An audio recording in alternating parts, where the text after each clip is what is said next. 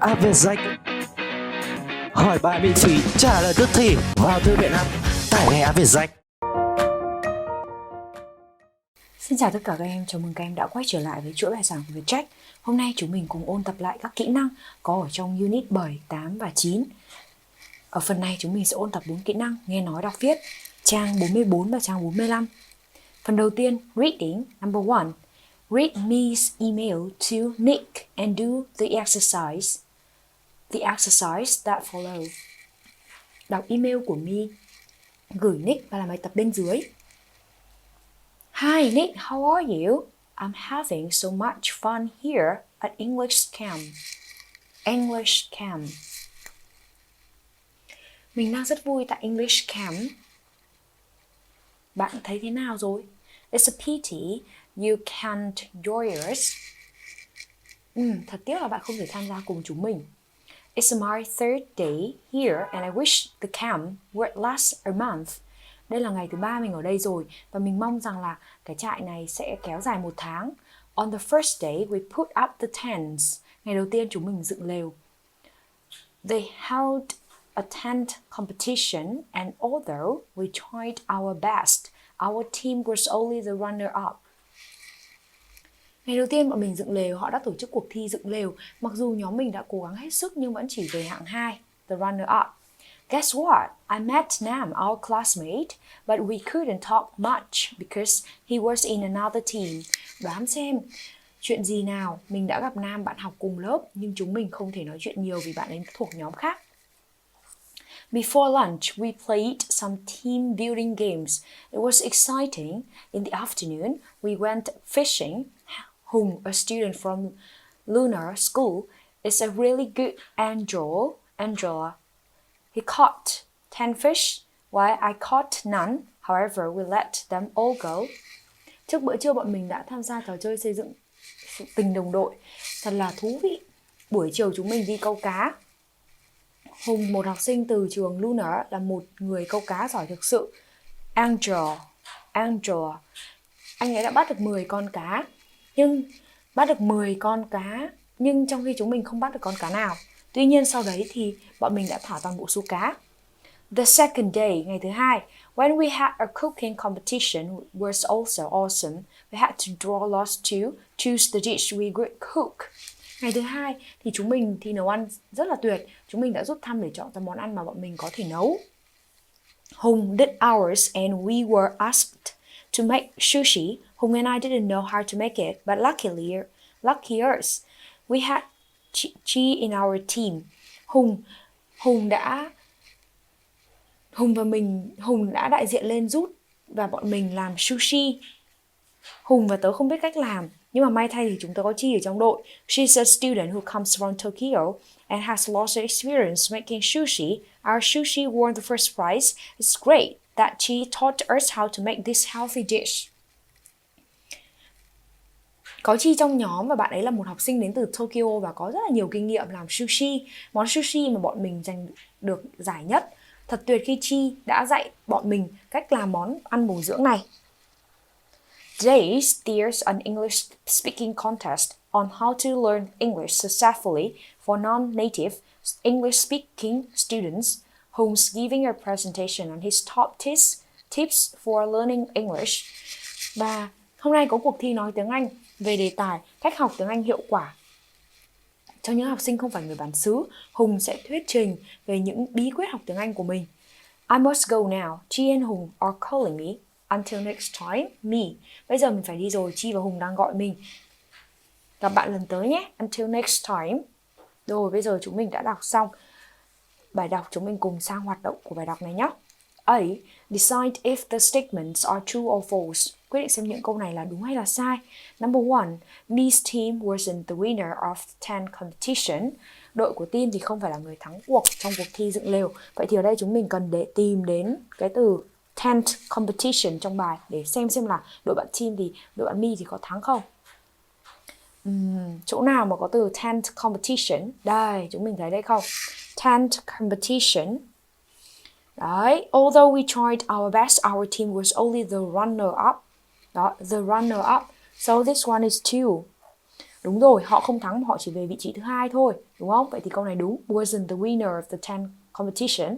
Number 2, Me is the only student from her class to join the camp. Only student. Her class join the camp. Join the camp. Rồi, bây giờ chúng mình cùng tìm xem là câu này đúng hay là sai nhá. Chỗ này này, bạn nói là I met Nam, our classmate. Đó, có bạn cùng lớp tên là Nam. Vậy thì làm sao mà là the only student được, đúng không? Chỗ này là false rồi. Number 3, they played some team building games after lunch. Họ chơi một số trò chơi mà xây dựng tình đồng đội sau buổi trưa. Vậy thì bây giờ mình cần tìm chỗ building games. Building games. Building games. Đây, team building games. Đó, before lunch. We play some team building games. Mà đây lại nói là after lunch. So, it's false. Whom is better Angela than me? Whom is better Angela than me? Là một người câu cá giỏi hơn me. Rồi bây giờ mình cần tìm chỗ nào có từ Angela này, đúng không?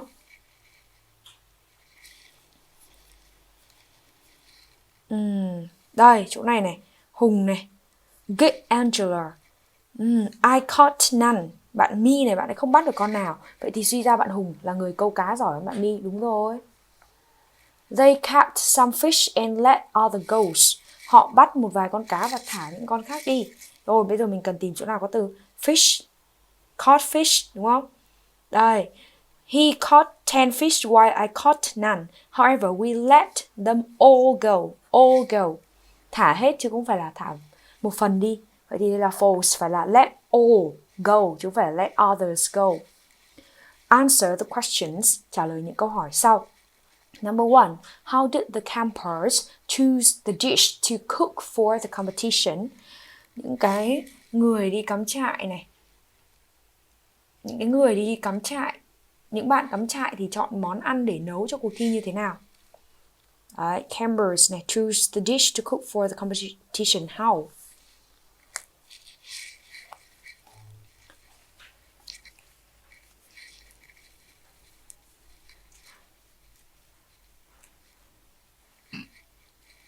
Rồi, chỗ này nhá, thì bạn ấy có nói là liên quan đến món ăn đúng không? Choose the dish, đây là cái từ khóa mà mình cần tìm này. Đó. We had to draw lots to choose the dish we would cook. Rồi, vậy thì đó là họ bốc thăm đúng không? Họ phải bốc thăm.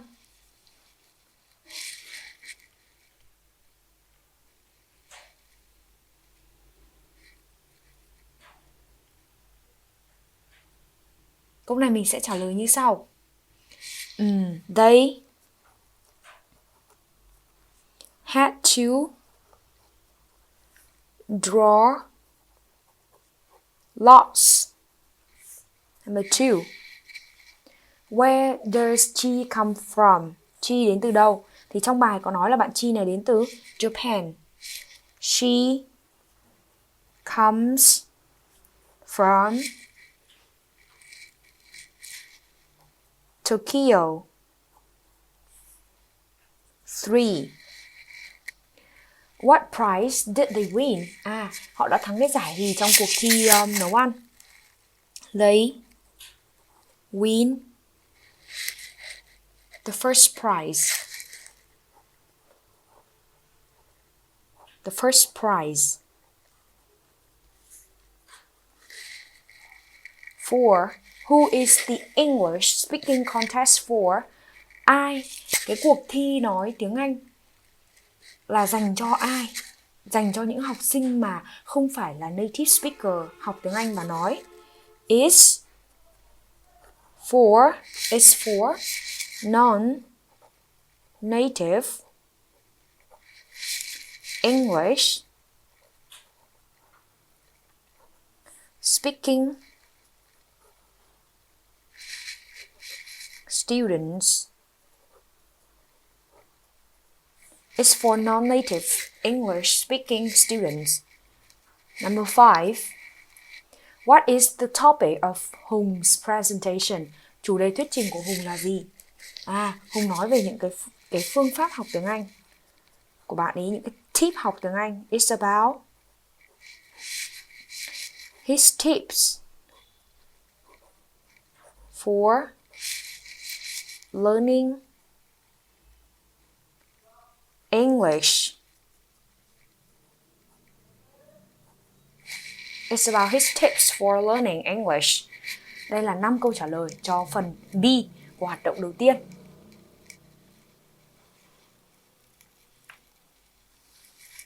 Phần tiếp theo, speaking, work in groups and discuss the questions. Làm việc nhóm và thảo luận những câu hỏi.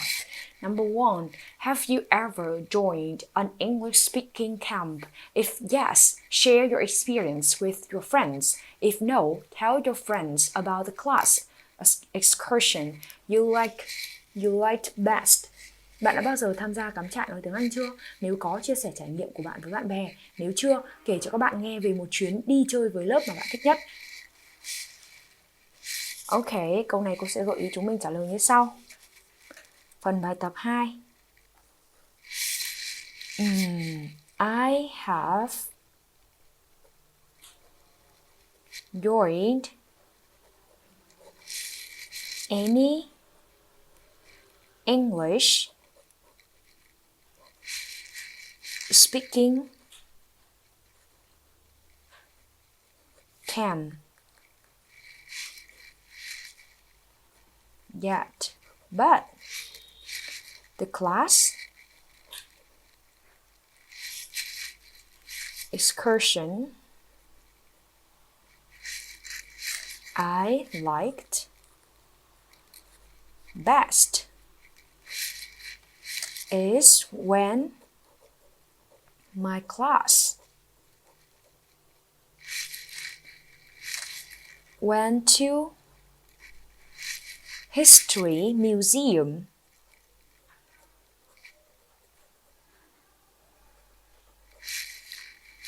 to get information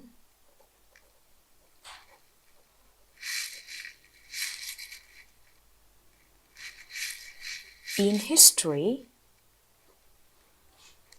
lesson. We saw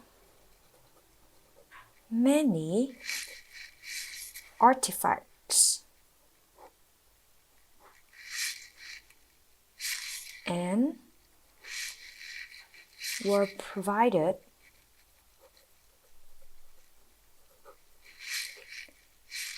a lot of interesting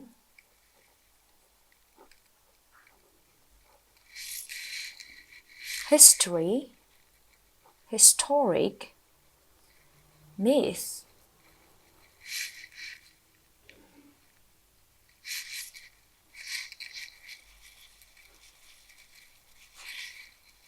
đây là câu trả lời mẫu của cô cho chúng mình có thể tham khảo, hoặc là chúng mình có thể comment cái bài viết của chúng mình ở dưới, thì cô sẽ cố gắng là sửa cho chúng mình nhé.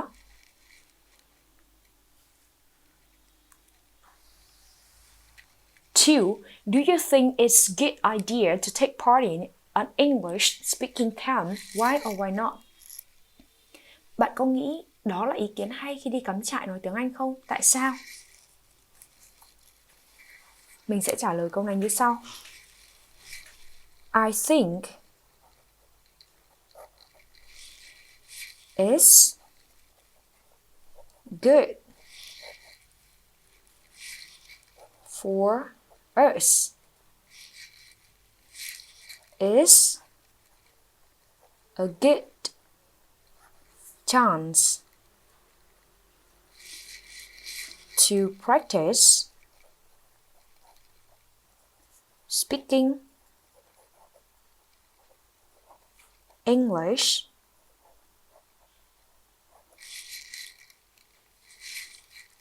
as well as to experience new things. Moreover,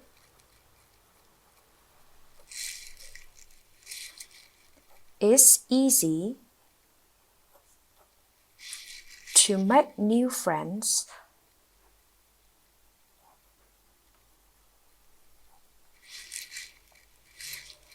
through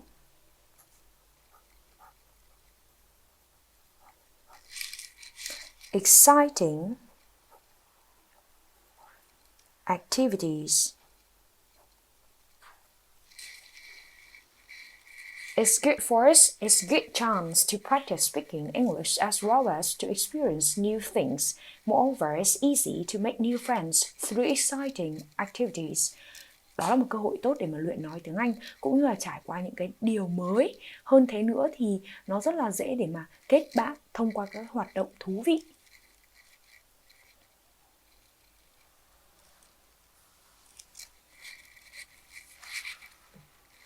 Phần tiếp theo, listening.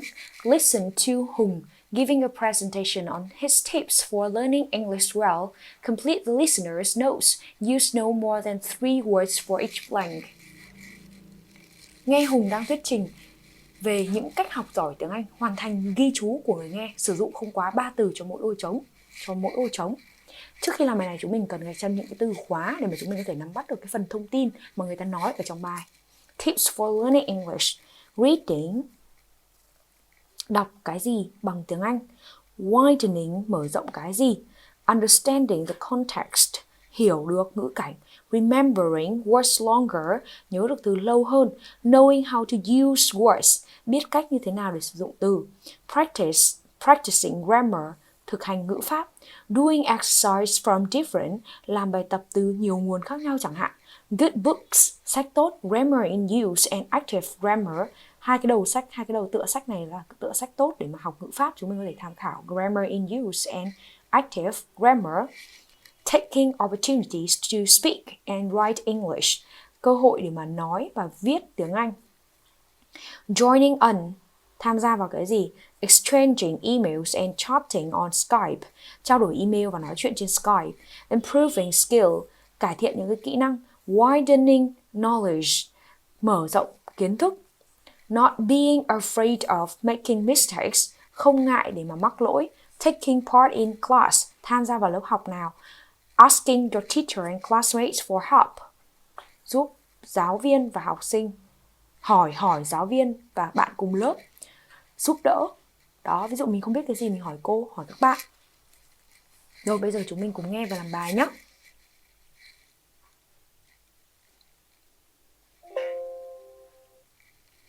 Review 3. Page 45.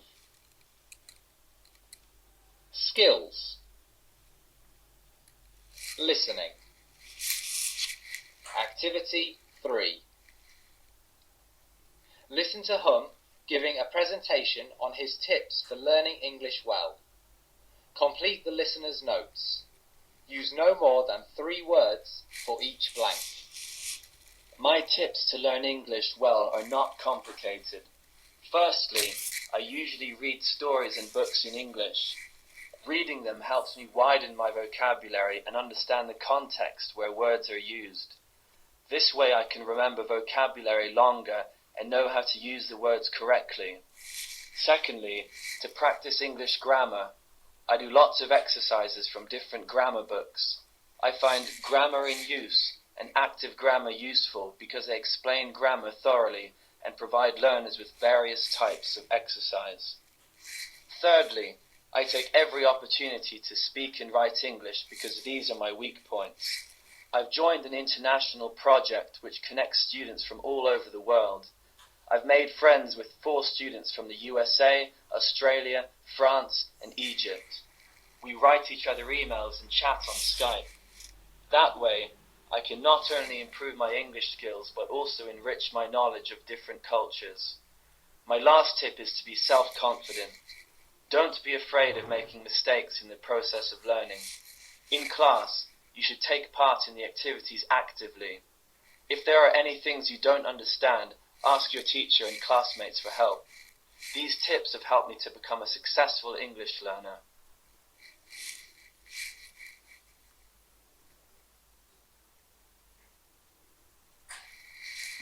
Vậy là chúng mình đã nghe xong lần 1. Bây giờ chúng mình cùng nghe lần 2 và check nhá. Check lại cùng với cô nhá.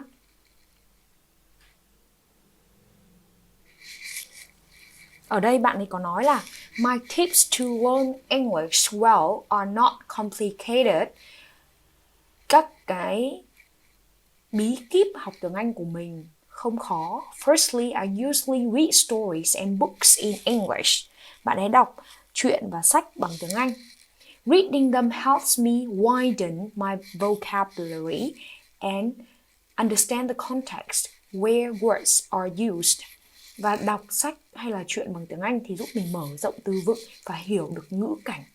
Từ ấy được dùng như thế nào trong ngữ cảnh câu. This way I can remember vocabulary longer and know how to use the words correctly. Bằng cách đấy thì mình nhớ từ vựng lâu hơn và biết cách sử dụng từ chính xác hơn. Secondly, to practice English grammar, I do lots of exercises from different grammar books. Rồi để thực hành ngữ pháp thì bạn ấy làm rất là nhiều bài tập từ nhiều nguồn sách ngữ pháp khác nhau. I find grammar in use and active grammar. Tìm được 2 đầu sách là grammar in use và active grammar. Because they explain grammar thoroughly and provide learners with various types of exercise. 2 sách này thì giải thích từ vựng rất là cẩn thận và chi tiết và cung cấp rất là nhiều bài tập thực hành. Thirdly, I take every opportunity to speak and write English because they are my weak points. Điều thứ 3 thì tôi có cơ hội để mà nói và viết tiếng Anh bởi vì đây là một số cái điểm yếu của tôi. Nói và viết tiếng Anh là điểm yếu. I've joined an international project which connects students from all over the world. Tham gia các dự án quốc tế để mà giao lưu với bạn bè quốc tế luyện nói tiếng Anh. I've made friends with 4 students from the USA, Australia, France and Egypt. Kết bạn với 4 học sinh đến từ Mỹ, Úc, Pháp và Ai Cập. I write each other mails and chat on Skype, viết email và trao đổi qua Skype. That way I can not only improve my English skills but also enrich my knowledge of different cultures. Theo cái cách đấy thì không chỉ là cải thiện được kỹ năng tiếng Anh của tôi mà tôi còn mở rộng được cái kiến thức của mình về các văn hóa khác nhau, hiểu biết hơn về các nền văn hóa khác nhau. My last step is to be self-confident. Cuối cùng đó là phải tự tin. Don't be afraid of making mistakes in the process of learning. Đừng e ngại việc mắc lỗi trong quá trình học. In class, you should take part in some activities actively, nên chủ động tham gia các hoạt động nói, hoạt động học ở trên lớp. If there are any things you don't understand, nếu như mà có gì mình không hiểu, ask your teacher and classmates for help. Hỏi giáo viên và học sinh giúp đỡ. Hỏi giáo viên và bạn cùng lớp giúp đỡ. These tips have helped me to become a successful English learner. Những cái tip này đã giúp tôi trở thành một người học tiếng Anh thành công, một người học tiếng Anh giỏi. Bài này chúng mình chủ động nghe lại ở nhà và cố gắng là mình nghe và mình chép ra những cái câu mà mình nghe được nhá. Cái việc nghe và chép lại sẽ giúp chúng mình cải thiện được kỹ năng nghe hơn rất là nhiều. Phần tiếp theo, writing. Choose one of the topics and write a paragraph about it. Chọn một trong các chủ đề và viết một đoạn văn về nó. What are your tips for learning English well? Bạn có cái bí kíp gì để học tiếng Anh tốt không? What do you think you can learn from other countries' foods? Bạn nghĩ bạn có thể học được gì từ ẩm thực của những nước khác? Đó, mình có 2 cái câu này thì mình sẽ chọn một trong 2 topic và viết một cái đoạn văn về nó. You can start your paragraph with. Bạn có thể bắt đầu bài viết của mình, đoạn văn của mình bằng những cách ở dưới đây. Here are some of my tips for learning English well. Đây là một số cái bí kíp để học tốt tiếng Anh của tôi. In my opinion, we can learn several things from other countries' foods. Theo ý kiến của tôi thì chúng mình có thể học được rất là nhiều thứ từ ẩm thực của các nước khác nhau. Đây là 2 cách mở bài cho 2 chủ đề trên. Here are some of my tips for learning English well là của topic A. In my opinion, we can learn several things from other countries' foods là của topic B. Đó, một cái là về ẩm thực này, một cái là về cách học tiếng Anh tốt. Vậy thì bài này cô sẽ hướng dẫn cho mình những cái cách để mà học tiếng Anh tốt Đó.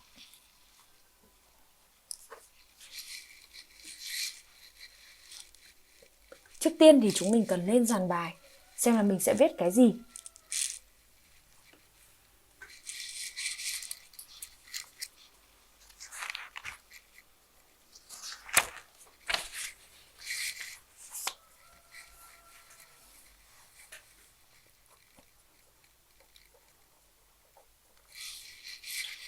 Here are some of my tips for learning English well.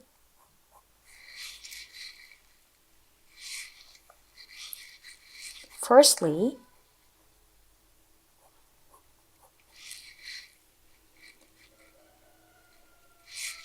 the best way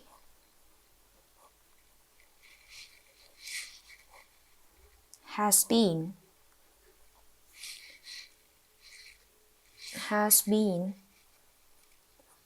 watching films, cartoon, or TV show.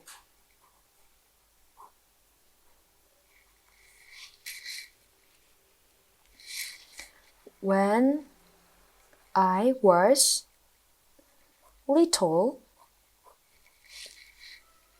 I watched Cartoon Network.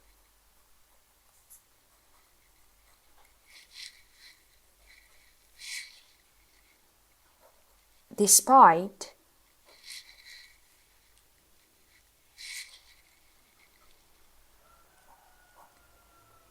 the misunderstanding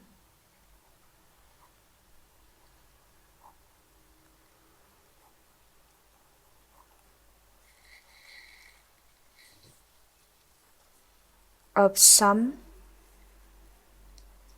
new expression,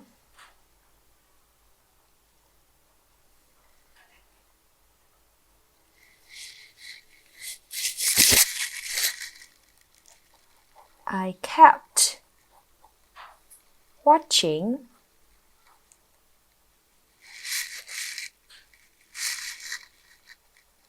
and now I see that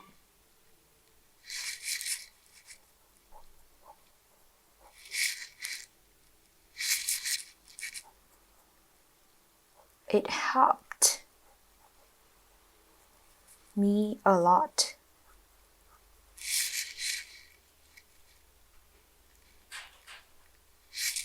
The second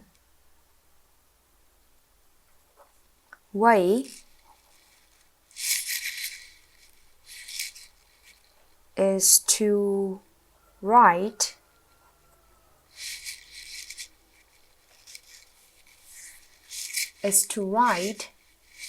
several times.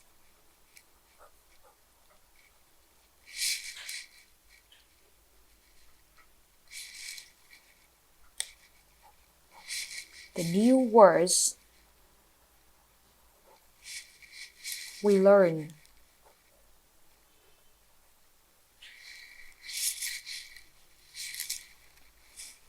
For example,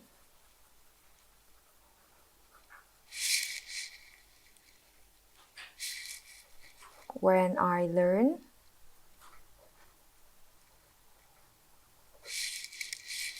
color and number,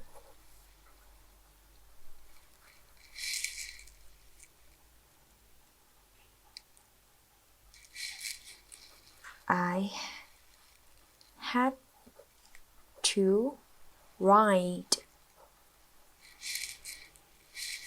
each word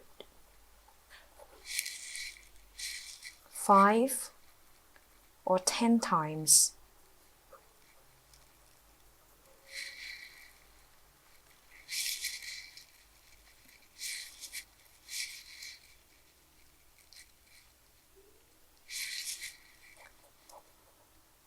The third way is to read more English stories and books.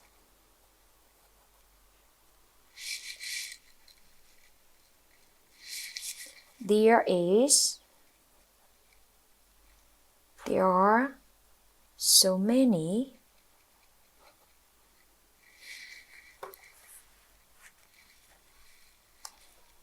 interesting vocabulary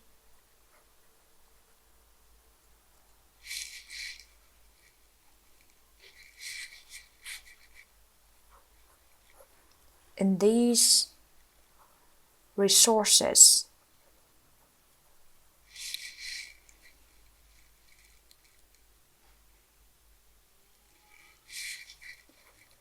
If I don't know any word, I will look up in the dictionary.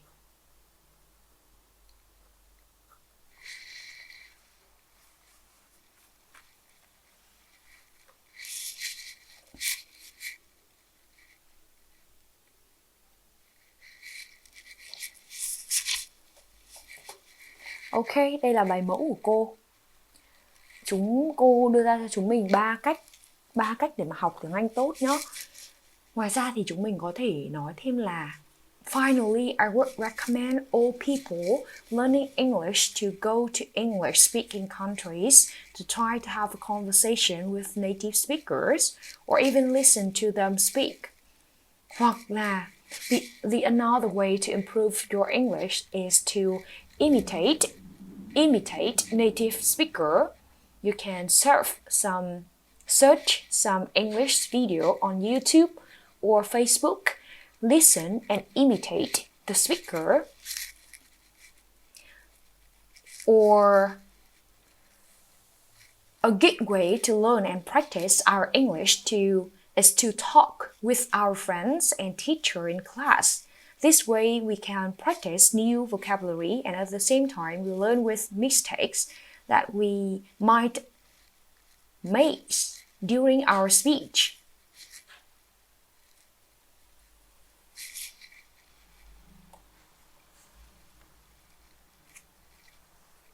Vậy là chúng mình đã cùng nhau ôn tập xong các kỹ năng của 3 unit 7, 8 and 9. Nếu như chúng mình có thắc mắc hay là câu hỏi gì, vui lòng để lại dưới phần comment. Cô sẽ cố gắng trả lời sớm nhất có thể. Tạm biệt các em, hẹn gặp các em ở những unit tới. Khóa học VietJack, sự lựa chọn của hàng triệu phụ huynh và học sinh. Trải nghiệm ngay khóa học của VietJack.